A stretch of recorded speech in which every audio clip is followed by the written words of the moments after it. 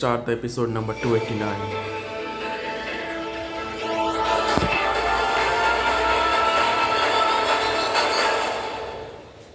आदित्य अभी भी वहां खड़ा हुआ था और ये बात उसे थोड़ी कुछ तकलीफ दे रही थी कि वो आखिरकार इन सारी चीजों को मैनेज कैसे कर पाएगा। वो थोड़े दिन बस शांति में रहना चाहता था और कुछ भी बात नहीं सोचना चाहता था, लेकिन अभी जो जुबेर ने उसे कहा था वो चीज उसे जरूर सोचने पर मजबूर कर देने वाली थी। उसे एक बार फिर से बेबस महसूस होने लगा, लेकिन अगले ही पल उसने अपना दिमाग चेंज कर लिया और उस चीज को अपने मन से पूरी तरह निकाल दिया। उसने अपने आप को कहा, मैं ऐसी बातें नहीं सोच सकता। ऐसी बातें सोचने से कोई मतलब नहीं निकलता है और जितनी बातें मैं सोचता रहूंगा उतना मेरा ही नुकसान होता है। अपने आप पर फोकस करना होगा। ज्यादा चीजें सोचने से अच्छा अब कंट्रोल खुद पर रखना होगा आदित्य। चाहे कुछ भी हो, अपने हाथ से चीजें नहीं निकलने देना है। उसने जब ये बात सोची तो उसे लगा जैसे उसके लिए सारी चीजें सही हैं और अंदर से फिर से एक आत्मविश्वास उसके अंदर दौड़ गया। उसने सोचा कि अचानक ऐसा क्यों होता है कि वो अपने आप को डिप्रेस्ड समझ लेता है या फिर उन ख्यालों में खो जाता है, लेकिन उसे बस स्ट्रांग रहना पड़ेगा और उसे उसी तरीके से काम करना पड़ेगा। यही बात सोचकर वो ऊपर से आसपास देखने लगा। वहां खड़े रहकर वो अपने नए परिवार के बारे में सोचने लगा, जिसमें अब अमित भी शामिल था और थोड़े दिन में वजीर भी वापस ठीक हो जाएगा तो वो सब एक साथ होकर इस मेंशन में रहने लग जाएंगे। उसे इस बात की थोड़ी खुशी थी, लेकिन अगले ही पल जब वो ये सोच रहा था कि बख्शी परिवार के लोग उसके इस नए परिवार को भी सता सकते हैं तो उसे थोड़ा गुस्सा आने लगा था। लेकिन उसे ये बात अच्छे से पता थी कि अभी गुस्सा करके कुछ मतलब नहीं निकलेगा। जब तक बख्शी सर कोई कदम नहीं लेते तब तक वो भी चुप ही रहेगा। वो पूरी दुनिया के सामने बस इस तरह ही रिएक्ट करेगा जैसे कि वो सीधा बन चुका है और उसकी किसी के साथ कोई भी लड़ाई नहीं है। उसे इस बात पर पूरा विश्वास था कि बख्शी सर अपने परिवार के अब इकलौते ऐसे मेंबर बचे हैं जो फाइटिंग और बदले में विश्वास रखते हैं। उनको पता था कि अवनी और विनोद इस चीज में कभी भी इंटरेस्टेड नहीं होंगे। वो पहले ही अपनी बेटी को खो चुके हैं और अब शायद वो करण को खोने की कगार पर आ गए हैं, इसलिए वो ऐसी कोई गलती नहीं करेंगे। आदित्य इस चीज के लिए श्योर था, क्योंकि कहीं ना कहीं विनोद और अवनी के उस दर्द को वो समझता था। जब वो ये बात सोचने लगा तो उसे एकदम से अनामिका का ख्याल आने लगा और ऐसा लगा जैसे दुख एक बार फिर से उसे घेरने वाला है। लेकिन आदित्य उस दुख में डूबना नहीं चाहता था।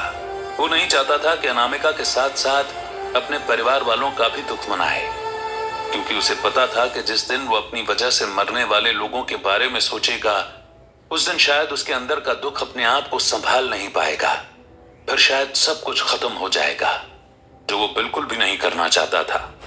इसलिए उसने जल्दी से इस चीज को अपने दिमाग से निकाल दिया और वो बस अपनी नजरों को कहीं पर भी रैंडम दौड़ाने लगा ताकि वो कुछ और सोच सके। जब आदित्य ने सोचा कि वो अपने दुश्मनों से कैसे लड़ेगा तो उसे अचानक से ख्याल आया कि पूरी दुनिया उसे स्ट्रांग मानती थी और वो भी अपने आप को स्ट्रांग ही समझता है। उसे अपने आप पर प्राउड हो रहा था कि वो 20 फाइट लगातार जीता था और सारी चीजों के बावजूद भी वहां पर खड़ा हुआ था। इससे यही प्रूव होता है कि वो स्ट्रांग है और उसे लोगों को यही फील करवाना है।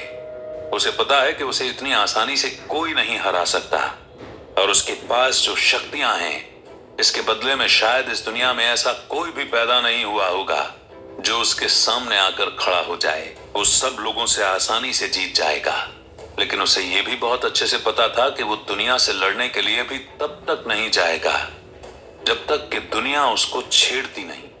जिस दिन चीजें बिगड़ेंगी उस दिन वो अपनी ताकत दुनिया को जरूर बताएगा और तब अपने दुश्मनों के सामने खड़ा होकर एक एक की पूरी जिंदगी बर्बाद कर देगा। उन सबको बता देगा कि उनकी औकात क्या है और वो कहां से आया है और क्या कर सकता है। वो किसी को भी चैन से थोड़े पल के लिए भी नहीं जीने देगा और एक पल भी ये मौका नहीं देगा कि वो उसे या उसके परिवार को अपने जाल में फंसाकर ओवर पार कर सके। जब वो ये बात सोच रहा था तो उसके चेहरे पर हल्की सी स्माइल आ गई और वो खड़ा हुआ स्माइल करने लगा। तब उसने नीचे की तरफ देखा।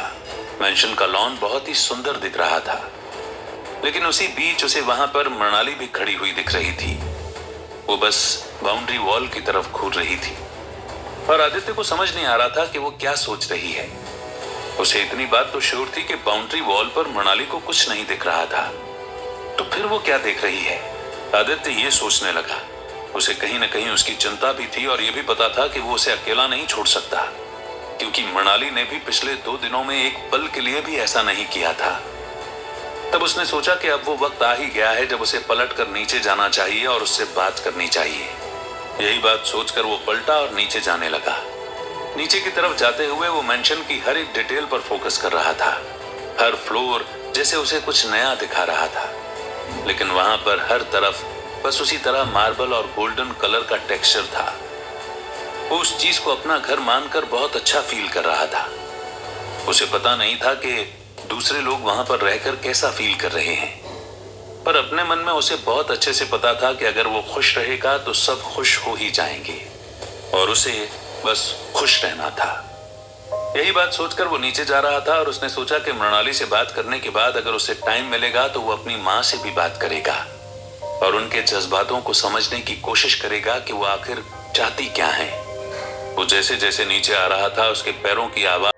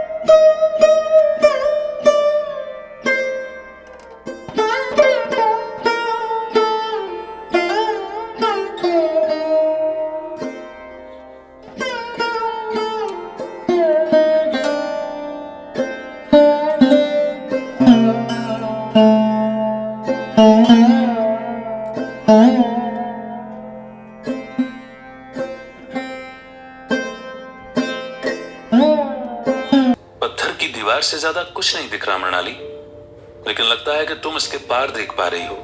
जरा मुझे भी बताओ ताकि मैं भी उस चीज को देख पाऊं। आदित्य के जवाब को सुनकर मृणाली के चेहरे पर स्माइल आ गई और उसने उससे कहा, शायद इस दुनिया का नियम है आदित्य, अपना दुख सिर्फ अपने को ही दिखता है। यहां तुम्हें बस एक पत्थर की दीवार दिख रही है, लेकिन मुझे उसके पार एक बिल्डिंग दिख रही है, एक ऑफिस दिख रहा है और उसमें बैठी हुई मेरी छोटी बहन दिख रही है। वो पूरी कोशिश करके चीजें मैनेज करने के बारे में सोच रही है और थोड़ी कामयाब भी हो रही है। कुछ गलतियां कर रही है, कुछ क्लाइंट से मीटिंग कर रही है और अपनी माँ को बस प्राउड फील करवाने की पूरी कोशिश कर रही है, पर मैं उसकी मदद नहीं कर पा रही, इसलिए शायद मुझे इस दुख ने घेर रखा है। जब मृणाली ने अपनी बात कही तब आदित्य को थोड़ा अच्छा लगा और थोड़ा बुरा भी। अच्छा इसलिए क्योंकि मृणाली एक ऐसे दुख के बारे में बात कर रही थी जिसका आदित्य से कोई रिलेशन नहीं था और उसे उससे ज्यादा फर्क भी नहीं पड़ता था, लेकिन वहीं उसे बुरा इसलिए लग रहा था क्योंकि वो उसे इस तरह उदास नहीं देख सकता था। वो ये बात सोचकर अपने मन में कुछ कहता इसके पहले ही मृणाली ने कहा, हर दिन मैं मेरे ऑफिस से रोजबड की तरफ देखती थी, पर पता नहीं था कि किसी दिन मैं इस मेंशन की ओनर बनूंगी। लेकिन आज जैसे लगता है कि सब कुछ पॉसिबल है। अब बस मुझे एक चीज और करनी है। और वो क्या है मृणाली? आदित्य ने एकदम से पूछा। तब मृणाली पलटी और उसने आदित्य की तरफ देखा। उसकी आंखों में अब आंसू नहीं थे और चेहरे पर उसी तरह की स्माइल थी। तब मृणाली ने आगे कहा, मुझे फिर से काम करना है आदित्य। आई नो कि हमारे पास इतने पैसे हैं कि हम 10 साल तक काम नहीं करेंगे तो भी आराम से हमारा गुजारा हो जाएगा, पर उस जिंदगी को जीने में मुझे मजा नहीं आएगा। मुझे बस कहीं पर जाकर काम करना है और अपने अंदर के पैशन को लोगों की मदद करने के लिए इस्तेमाल करना है। अगर सब कुछ सही रहेगा तो किसी दिन मैं अपनी कंपनी भी खोल पाऊंगी, पर क्या अभी के लिए मैं काम पर जा सकती हूँ आदित्य? मृणाली ने जब अपना सवाल आदित्य के सामने रखा तो जैसे उसके चेहरे पर एक हंसी आ गई। उसे विश्वास नहीं हो रहा था कि मृणाली उससे काम करने के लिए परमिशन मांग रही है, क्योंकि वो अपने आप को इतना एलिजिबल नहीं समझता था कि वो मृणाली को परमिशन दे पाए। पर मृणाली बस उसके चेहरे पर देख रही थी और कुछ समझ नहीं पा रही थी कि आदित्य हंस क्यों रहा है। तब आदित्य ने हंसते हुए कहा, तुम्हें जो करना है करो मृणाली, मेरी तरफ से तुम्हें पूरी फ्रीडम है। मैंने ना तो तुम पर कभी रोक लगाई है और ना ही मैं ऐसा कभी कर पाऊंगा। अगर होगा तो तुम कंपनी में ज्वाइन करके मेरी नौकरी भी उसमें लगवा देना, फिर हम वापस एक ही कंपनी में काम करेंगे और इस बार हम सबको बता देंगे कि हमारा रिलेशन क्या है, ताकि चीजें अच्छे से सॉर्टेड रहें और कोई भी तुम पर लाइन नहीं मारे। आदित्य ने जब अपनी बात कही तब मृणाली को भी हंसी आ गई और फिर उसने उसे गले लगा लिया। फिर दोनों हंसते हुए उस बाउंड्री वॉल की तरफ देखने लगे जिसके पार उन दोनों को अपना फ्यूचर दिख रहा था।